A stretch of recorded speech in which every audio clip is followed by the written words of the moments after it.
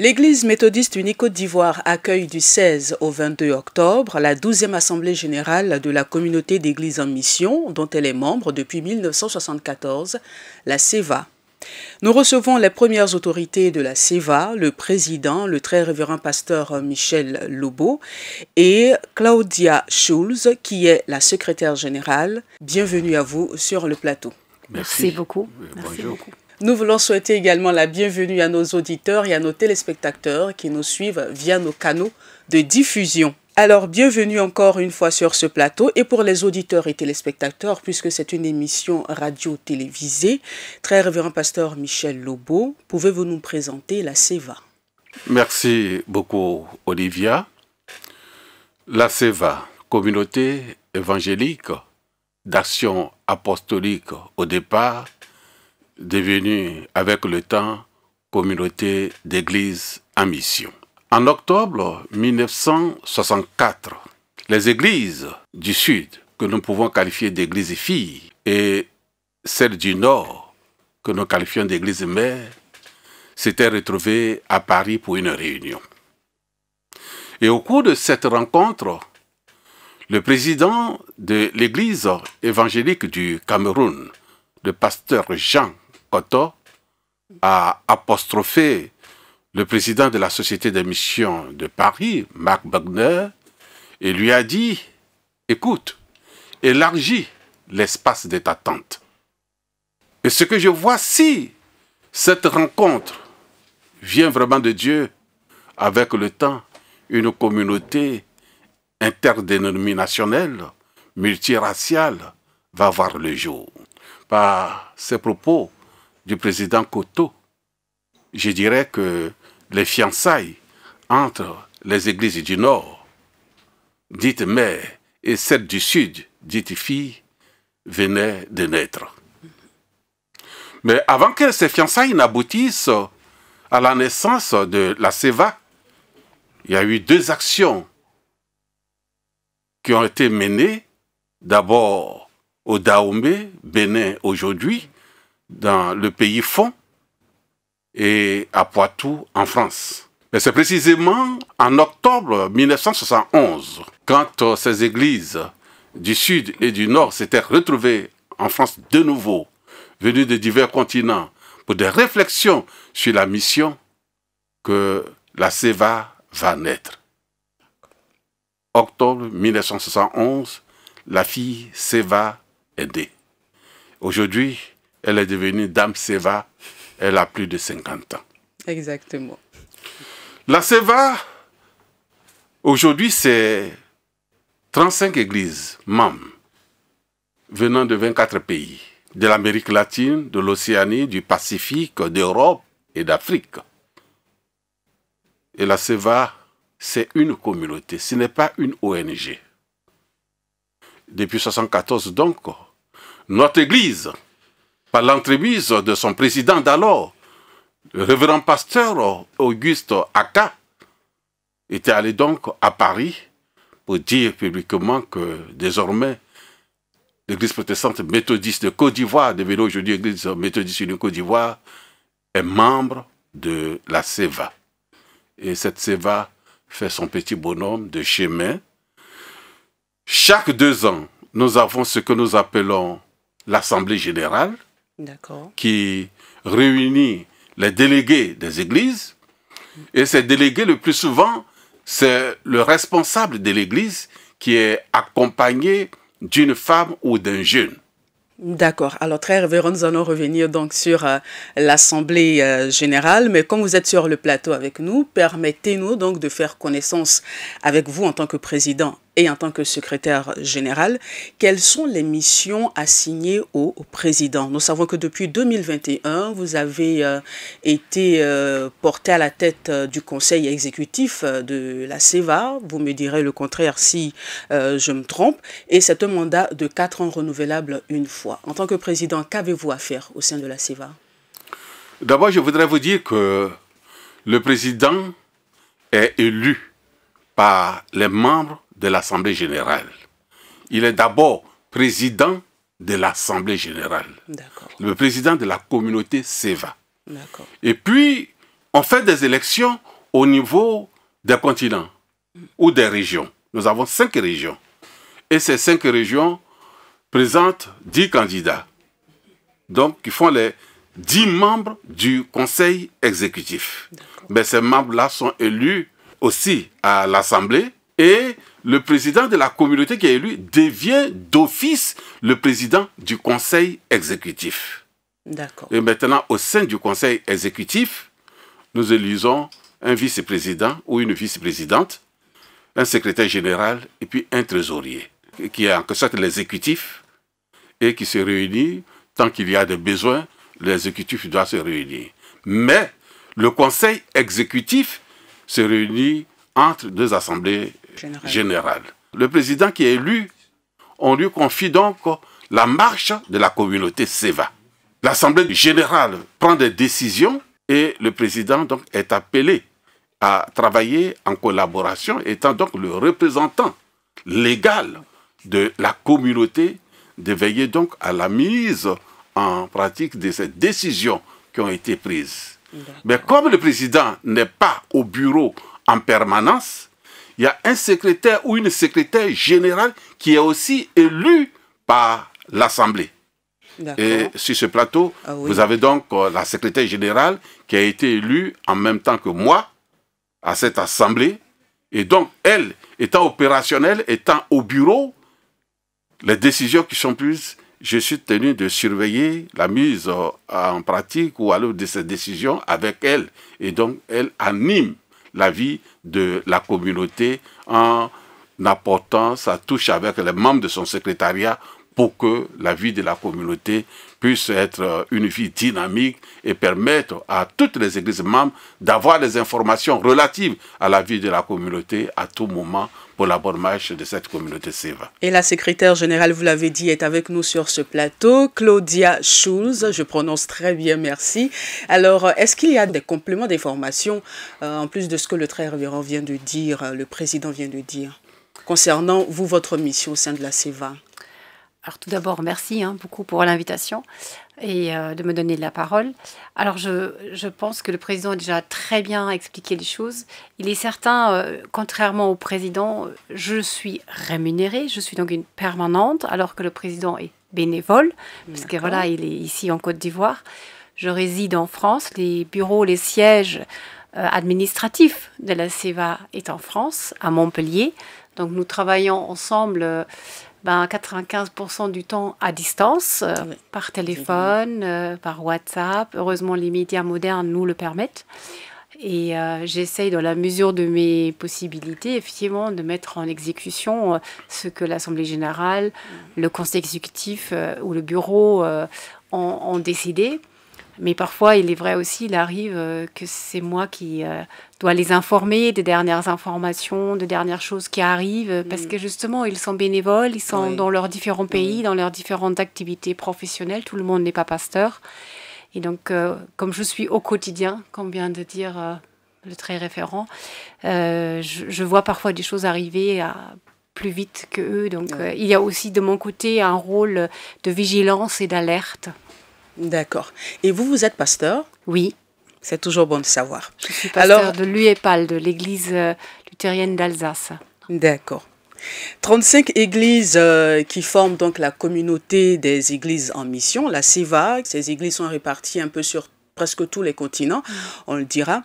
Et parmi ces continents, l'Afrique évidemment. Pour parler donc des assemblées de la SEVA, est-ce la première assemblée qui se tient sur le continent africain ou est-ce qu'il y a eu d'autres assemblées par le passé, Président Lebow? Il y a eu plusieurs assemblées en Afrique. En Afrique, même ici en Côte d'Ivoire, en 1997, il y a eu l'Assemblée générale de la SEVA au pensionnat d'Aniama qui venait de s'ouvrir. Et c'est à cette assemblée que le pasteur Alain Ré a été élu secrétaire général de la SEVA et il a été installé au temple du jubilé de Cocody. Et puis nous avons connu les assemblées de Sali au Sénégal, au Maroc, à Bouznika, au Gabon, au Cameroun, donc même à Douala et au Bénin aussi, il y a eu une assemblée. D'accord. Et pour la deuxième fois, vous revenez en Côte d'Ivoire. Qu'est-ce qui a milité en faveur de ce choix? Ben, d'abord, à cette assemblée de 2021, il y avait des propositions qui étaient faites comme lieu d'assemblée, mais les délégués ont porté leur choix sur la Côte d'Ivoire. Parce que vous venez de la Côte d'Ivoire, non? Oui. Je ne sais pas trop. C'est pas si c'est parce que le président élu vient de la Côte d'Ivoire qu'ils ont souhaité venir ici en Côte d'Ivoire. Mais la Côte d'Ivoire étant donc église membre de la communauté peut aller chez chaque église membre quand elle veut. Et c'est comme ça que le choix est tombé sur la Côte d'Ivoire.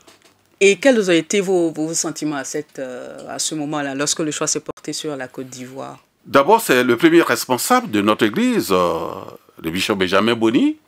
Et quand la proposition a été faite, qu'il a reçu l'information, sa réaction, je le paraphrase, mais la CEVA, c'est notre famille. Oui.